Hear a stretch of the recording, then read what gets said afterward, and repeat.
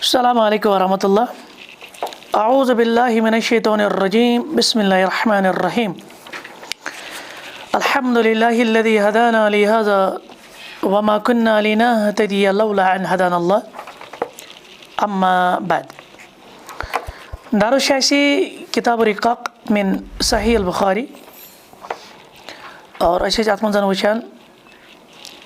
कुंत्रहिम बाब यतन इमाम बुखारी रहमहुल्लाह नाव थोमुतन बाबुल जन्नह अक़रबु इला अहदिकुम मिन शिराकि नअलिही वन्नारु मिस्लु ज़ालिक। यानी यत बारस अंदर बाब की युसी जन्नत छु यह प्रथ अकिस तूत नज़दीक यूत इंसानस पन्निस बूटस फीता आसान और जहन्नमुक तह मिसाल। और अत मज पता हदीस पारान सही बुखारी हिंद हवाले हदीस नंबर 6449 6489 ओस यथ मज अकिस शारुक जिक्र कोर नबी रहमत सल्लल्लाहु अलैहि वसल्लमो पत वोनुक कि शायरन अत शारस अंदर पोज वोनमुत शार छु अला कुल्लु शैइन मा खल्लल्लाह बातिलु। यानी रब्बस वराई कैसा तह बातिल। अत पत वजाहत चलान और हम पहुँचे व मुनासबतु हाज़िल हदीस लितर्जमति खफियतुन। कह चीज़ वुच यह हदीस कमन चीज़न पे दलालत करान। आख वनो शेखन कि यह हसा दलील अला जवाजिल इस्तिशहादी बिशार। अस हेको कुन सातन शार पे कह चीज़ यानी कम सत इस्तिशहाद करिथ ठीक इस्तदलाल करिथ या हम कहेंगे कि कोई किसी बात से कोई रिलेटेड पॉइंट निकालेंगे। और दही मानो वन कि दलील अला कबूल हक़ मिम्मन जा बिह कि अच्छु हक करुन कबूल चाहे सो हक कम सिंद तरफ यी पत् शायर सुन अगर कह शायर तम हकस पे मबनी शायरी कर्म या फासिक तहज खबर करो तस्दीक ठीक इन जाअकुम फासिकुम बिनबइन फतबय्यनु। तो यम सो तस्दीक शुदा ग कि यह हसा खबर पज अस रटो सो खबर। अम पे वन शेख इब्न उसैमीन रहमहुल्लाह कहते कि वह मुनासबतु हाज़िल हदीस लितर्जमा। यथ हदीसस क्या रिलेशन अम किस बाबस सत तर्जमा मुराद इस हेडिंग हेडिंग यानी तम प्रथ अकिस जन्नत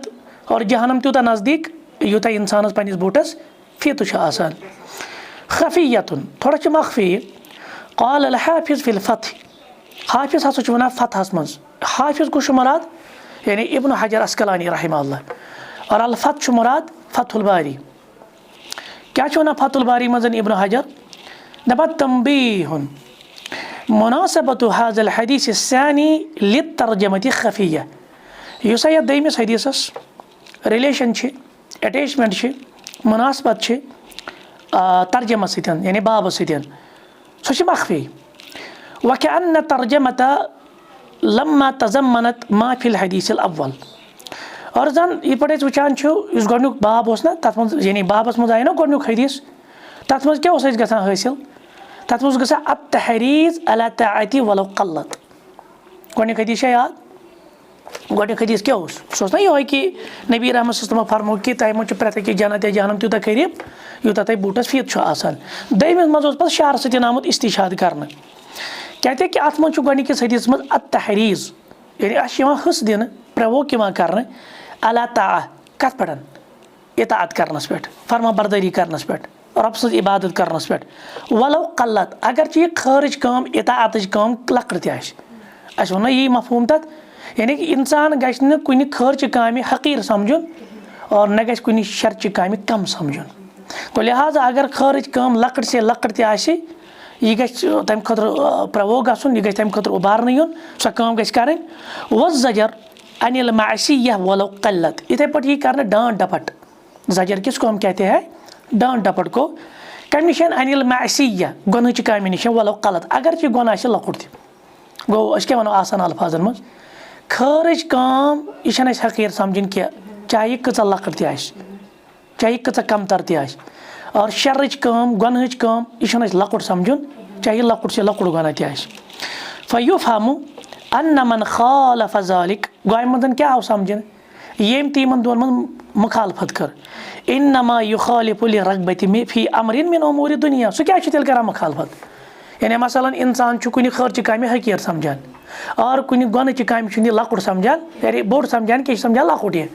atmas ke tel daran fikri ki am insan chi tel dunyavi मामलातन हिज रगबत yani amis ma chi tel dunya samut amis ma chi dunyavi मामलातन हिज रगबत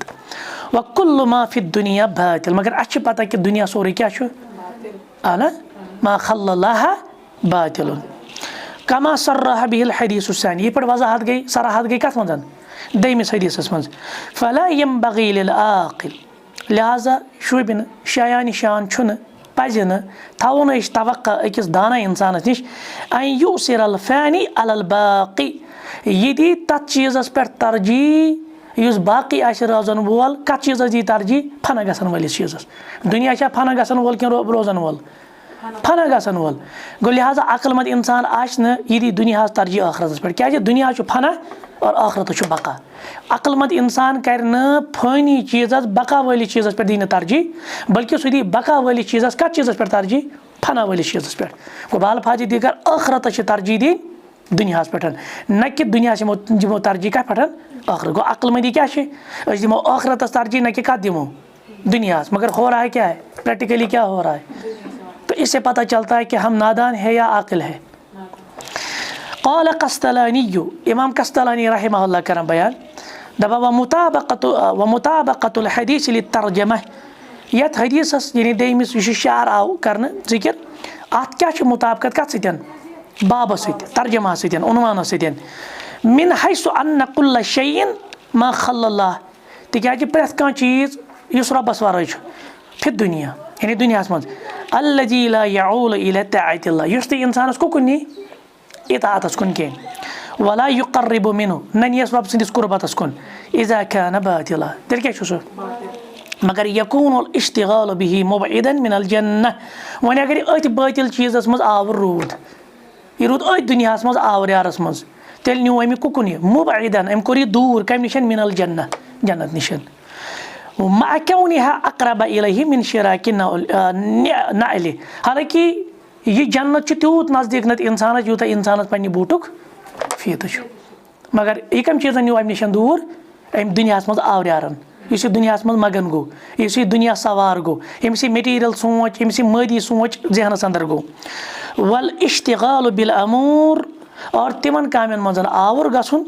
अल्लती हिय दाखिलतुन फी अम्रिल्लाह यम इंसान दाखिल करान रब सिंदिस हुक्मस ताबे यानी तिम गई नेक कामि तिम गई इताअत कामि तिम गई फरमा बरदार कामि यकूनु मुबइदन मिन अन्नार ये रट अमिस तेल कम निशन दूर जहन्नम निशन ये पट दुनिया मज आवरियारन अम ये जन्नत निश दूर रुट इथे पट युस दुनिया मज पन पान मशगूल करके दुनिया पन पान मतलब बनाए के मकसद बनाए के बल्कि आखिरत मतलूब तो मकसूद तेल गि तमिस निश जहन्नम कूता दूर यानी तमिस निश गि दूर मा कौनिहा अक़रब इलैहि मिन शिराकि नअलि हालांकि जहन्नम त कूता नज़दीक यूत इंसान फीत बोटुक फीत क़ालहु फी उम्दतिल क़ारी यह कतन इमाम क़स्तलानी वनान उम्दतुल क़ारी अहज किताब वक़ाल इन्नहु मिन फैज़िल इलाही और यह अल्लाह ताला सन्दि फैज़ मज रब्बुल आलमीन ना अल्लाह ताला सन्दि तरफ कह चीज़ इल्हामी गसान कस इंसान रब्बुल आलमीन कह चीज़ त्रावान जहनस अंदर हा तथ वन फैज़ इलाही ठीक वन कह वही आसान कह यह अल्लाह ताला त्रावा हिकमत मगर कमिस इंसानस त्राई युस इताअत गुजार फरमा बरदार अमिस कत यी समझ अला कुल्ली हाल क्या वनो बहरहाल अला कुल्ली हाल क्या गो बहरहाल क्या वनो ला युस्तबअदु अन्नहु लमा ज़करा मा युरग़िबु फिल जन्नह कि युस चीज़ अस जन्नत निश दूर गछि दूर निये अस पज सो रिजेक्ट करुन हे पज ना सो चीज़ रिजेक्ट करुन युस चीज़ कम निश नी दूर युस न रग़बत दी जन्नतस कुन की वमा युरहिबु व युहज़्ज़िरु मिनन नार और अस पज सो चीज़ यानी ये वन तरहेब करें या हजर करुन युस जहन्नम निशन बचाए ज़करा अन्नल्लज़ी यूसिलु इलल जन्नह और युस चीज़ जन्नतस कुन नी सो क्या हुवा क़स्दुल्लाहि अज़्ज़ा वजल सो गो अल्लाह ताला सुंद कसद करुन क्या मतलब कसद करुन कसद मतलब गो आखिरतस कुन तरजीह दिन व अन्नल्लज़ी यूसिलु इलन नार और युस चीज़ कुन वातनाए जहन्नमस कुन हुवा क़स्दु मा सिवल्लाह सो गो येम न रब सुंद कसद कोर कहें فهو باطل یا وهو باطل سُہ کیٛاہ چھُ تیٚلہِ سُہ چھُ باطل فَلَيُسْتَبْعَدُ أَنْ يَكُونَ الْبُخَارِيُّ قَدْ فَهِمَ هَذَا الْفَهْمَ گوٚو لہٰذا ہٮ۪کو نہٕ أسۍ یہِ ؤنِتھ کہِ یا أسۍ کَرو نہٕ رِجَکٹ کہِ اِمام بُخاری رحمتہ اللہِ تعالیٰ کیٛاہ اوس اَصٕل فَہَم یِہوے یعنی مقصد کیٛاہ اوس اطاعتٕچ لۄکٕٹ سے لۄکٕٹ کٲم یہِ گژھِ نہٕ حقیٖر زانُن اور گۄنہٕچ لۄکُٹ سے یعنی گۄنہُک لۄکُٹ سے لۄکُٹ معاملہٕ یہِ گژھِ نہٕ اِنسان کَمتر سَمجُن وَيَكُونُ الْمَعْنَى أَنَّهُ لَمَّا ذَكَرَ مَا يُرَغِّبُ فِي الْجَنَّةِ کہِ یُس تہِ چیٖز اَسہِ رغبت دی جنتَس کُن وَيُرَحِّبُ مِنَ النار اور جہنم نِش دوٗر رَٹہِ ذَکَرَ سبب تَتھ آو ذِکر ییٚتٮ۪تھ سبب کَرنہٕ سُہ آو نہ وَننہٕ کہِ بوٚڑ کہِ فیٖتہٕ کھۄتہٕ تہِ نزدیٖک فَما قُصِدَ بِهِ اللّٰہ بس ییٚمۍ اللہ تعالیٰ سُنٛد قصد کوٚر یعنی ییٚمۍ ٲخرتُک قصد کوٚر فَهُوَ مِمَّا يُقَرِّبُ إِلَى الْجَنَّةِ سُہ مٲنۍتو سُہ چھُ تیُتھ یُس کُکُن چھُ یعنی نزدیٖک جنتَس کُن وَما قُصِدَ بِهِ الدُنیا ییٚمۍ وۄنۍ دُنیا روٚٹ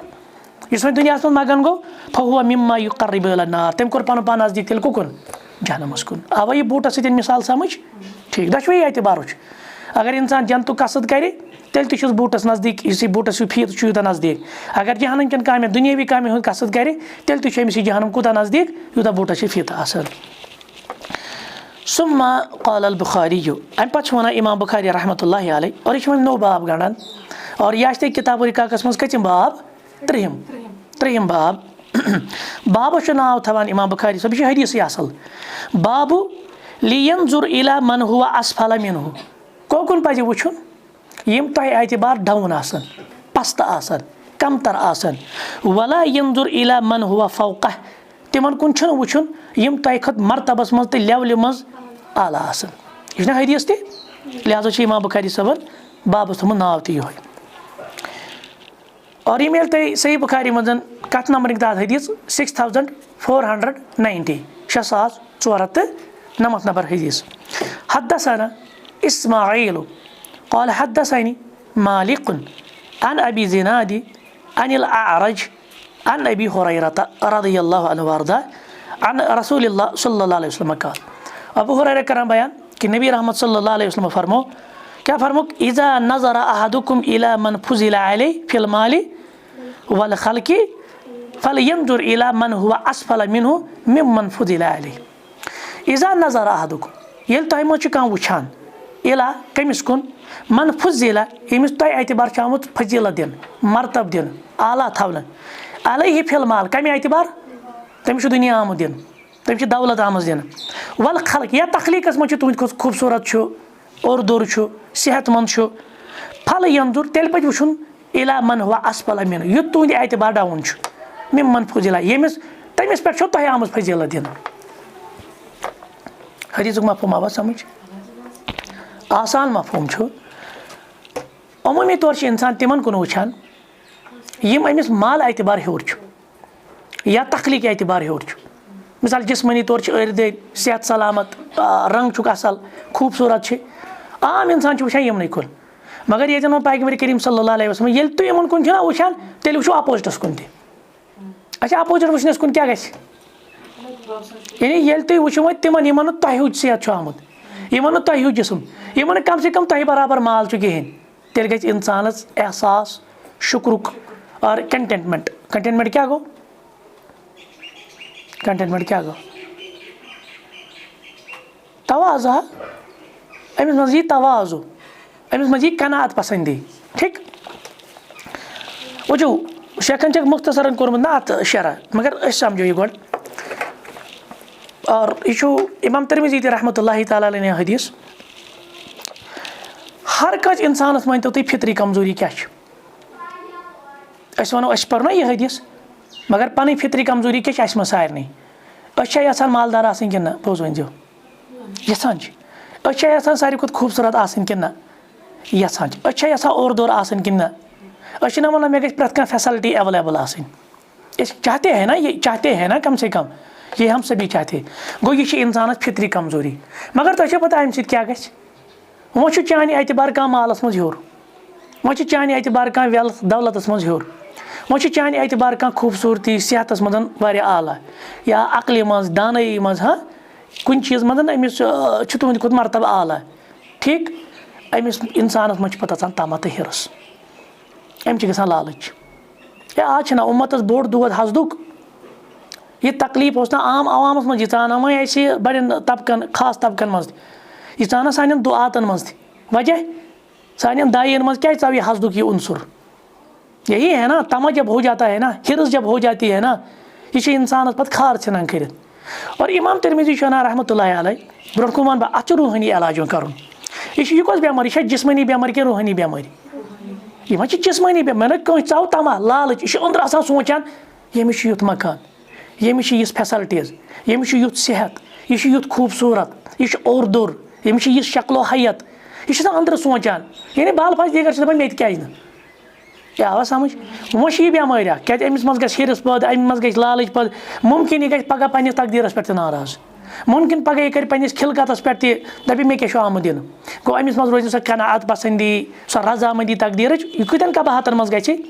वह कर रूहानी इलाज वह क्या रूहानी इलाज। इमाम तिरमिज़ी रहमतुल्लाह तआला अलैह ने हदीस अनान दपान अगर ज़ खसलत आसन नबी रहमत फरमो यमिस इंसान मज ज़ खसलत आसन ना सह बन साबिर सह बन शाकिर और यमिस मज तम ज़ खसलत आसन न बन सह साबिर न बन सह शाकिर। तम खसलत क्या तम खसलत दीनी मामलातन मज वुचान पन्ने खुद हेर कुन दीनी मामलातन मज कुन वुचान यह वुचान पन्निस खुद आला युस अहद खुद ज्यादा दीनदार युस अहद खुद ज्यादा इबादत शार युस अहद खुद ज्यादा इताअत गुजार मगर दुनियावी मामलातन मज वुचान पन्ने खुद डाउन। अगर यह चीज़ यम ज़ खसलत अमिस मज यीन तेल क्या यमिस मज सब्र बेयि शुक्र। अगर उल्ट कर यह वुच दीनी एतबार पन्ने खुद कमतर दुनियावी एतबार वुच पानस खुद आला तर तेल नेरि उल्ट नतीजे तेल ना बनी शुक्र गुजार ना बनी सब्र करन वोल। गो अत रूहानी बेमारी इलाज इंसान गज कर कनाअत पसंद यह गज कनाअत कर इख्तियार यह गज तवाज़ु कर इख्तियार यह गज बल्कि अमिस गज एहसास अम ब्रोट हदीस पोर्मुत अगर तुम याद इब्तिदास मज पोर हदीस कि अस गो दुनियावी मामलात एतबार वो पे खुद कमतर वो अल्लाह ताला दिस कम से कम नारि जंग अमीर जन अन दौलतमंद मगर सेहत कत बड़ नियामत वनकस तम ती मतलब मिलनियर बिलनियर तम अफराद तम दपान कम नाट फुल तम कन का म्याद इजाज़त दिवान वह कत लज तम तीज दौलत। एक किसी ने अच्छी बात कही है ना, money can buy a bed but not sleep. चानक आला से आला आरामदह बिस्तर मगर क्या नींदर हे चे पोस दिख। वनकन डेवलप्ड कंट्रीज़ जो वेस्टर्न कंट्रीज़ है वहाँ आप देखते हैं वहाँ अक्सर लोग दवाइयों का इस्तेमाल करते हैं आराम के लिए। तिमन आराम तिमन सुकून तिमन इत्मीनान तिमन राहत लेकिन दौलत बहुत है उनके पास पैसा बहुत है। वो हमारी तरह एक एक पैसे के लिए नहीं तरस रहे हैं लेकिन तौर फिक्र ये चीज़ कि दौलत ही आसन सोरे आ समझ गो लिहाजा ये हालत मज इंसान यह गो सब्र कर वोल शुक्र कर वोल वन तो क्या है वो फ़इन शकर तुम लअज़ीदन्नकुम वन शकर तुम लअज़ीदन्नकुम। अगर तुम शुक्र करो रब सुंद नियामतन तेल करो अल्लाह ताला इज़ाफ़। गो शेख करान जिक्र सबकल कलाम अला मअना हाज़ल हदीस दपान यथ हदीस अम ब्रोट कोर्मुत तज़किर अच्छा तफसीर पर्मुत वफ़ी हाज़ा फ़ाइदतुन तरबीविया अलबत्ता ये करो तरबियत एतबार फ़ायदे जिक्र या यथ मज तरबियत क्या तरबियत वही सो अन्नल इंसान यंबगी लहू अकिस इंसान लाजमन अमिस क्या पज करुन इज़ा नज़रा इला शैइ ये कुन चीज़ कुन त्रावान नज़र आई यंजुरु इला ज़िद्दि व मुकाबले यह त्राइन अमकिस अपोजिटस अमकिस ज़िद्दस पे नज़र। एक अरबी शार हमने पढ़ा था ना मसाइल जाहिलिया में वह भी ज़िद्दी ही ततबय्यनुल अशिया याद छो तय चीज़ें अपनी अपोजिट से पहचानी जाती है।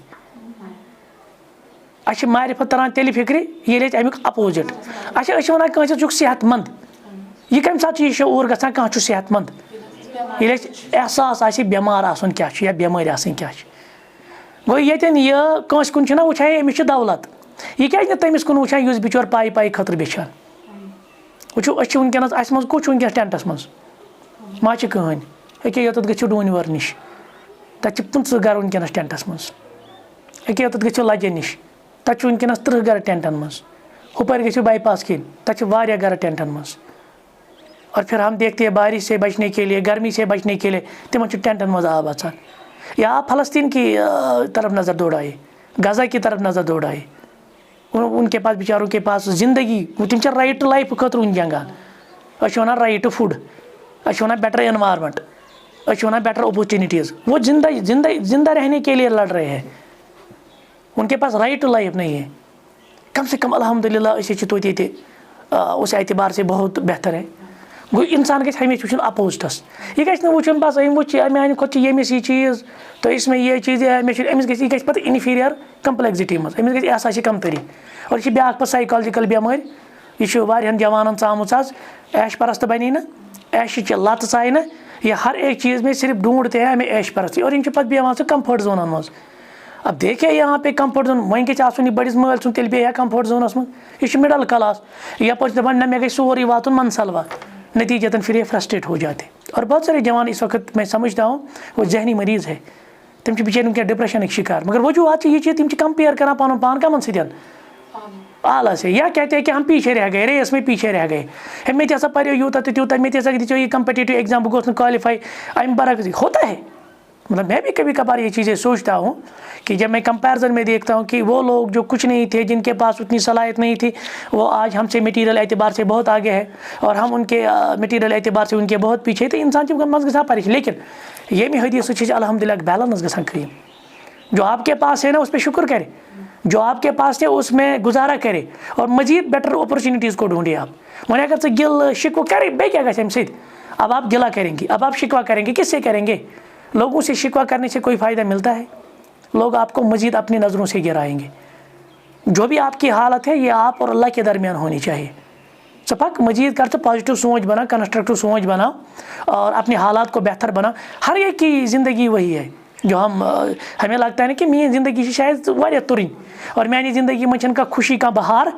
आप हर दूसरे शख्स को पाएंगे उसके पास भी वही मसाइल है। सोचते हैं ऊपर दौलतमंद थे, लिहाजा हर किसी के पास वो मसाइल है। गो ये गई तरबियत फ़ायदे हासिल, इंसान ये कुछ चीज़ कुन वुचन, यह गमिस अपोजिटस कुन तुन